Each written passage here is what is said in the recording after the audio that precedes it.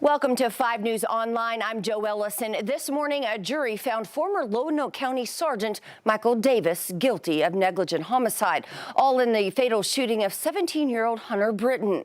The trial of the former deputy started early this week, with Davis accused of killing the unarmed teen during a traffic stop in June of 2020. Now, Davis, who was originally charged with felony manslaughter, fatally shot Britton, who was test driving his truck after working on it all night.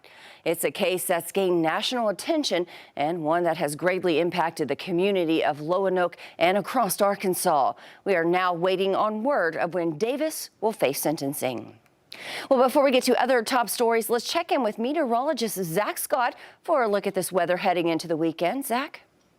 Yeah, we're watching colder weather coming in. We've got that chance for some spotty showers, mainly across northwestern Arkansas. Some light precipitations possible today. We've worked our way from the 50s into the 40s. That's where we'll be hanging out. Temperatures, again, overall trending down through the day.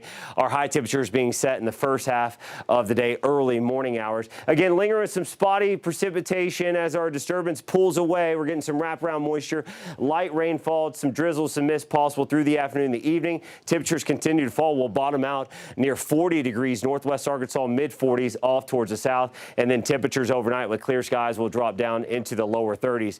We are tracking wind chills dropping down into the lower 30s across the area as our west winds are picking up 10 to 20 miles per hour. So it is not a great day, but the weekend looks fantastic. We're looking at 60s, 70s, and sunshine. All right, sounds good. Thanks, Zach. Now a sad story coming out of northwest Arkansas. Bentonville firefighters were called to this duplex fire Thursday morning that claimed one man's life. Investigators believe the fire on Southwest Deerfield Boulevard was started accidentally and a lit cigarette may have been involved, though the investigation is still underway. They also identified the victim as 65-year-old man David Langford. And the First National Bank of Fort Smith celebrating 150 years of service in the River Valley and giving back to the community. Now, the financial institution opened February the 29th, 1872, and has operated out of its 8-story headquarters on Garrison Avenue there in Fort Smith since 1910. Now, this week's anniversary celebration that you're looking at here brought together members of the community from all over, including Governor Asa Hutchinson, focusing on the bank's historic relationship with the River Valley, as well as its role in the area's future growth. I used to actually have a law office in this bank building. I used to bank here, so it means a lot to me.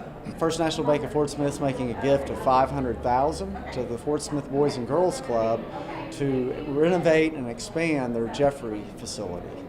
That is a big and great donation. Now, the $500,000 donation to the Boys and Girls Club of Fort Smith, like Sam mentioned, will help fund a 4,100 square foot expansion and renovation of the Jeffrey Club that's on North O Street. Well, thank you for watching. I'm Joe Ellison. Catch up with us again next week for more news right here at 5 News Online. Have a great weekend.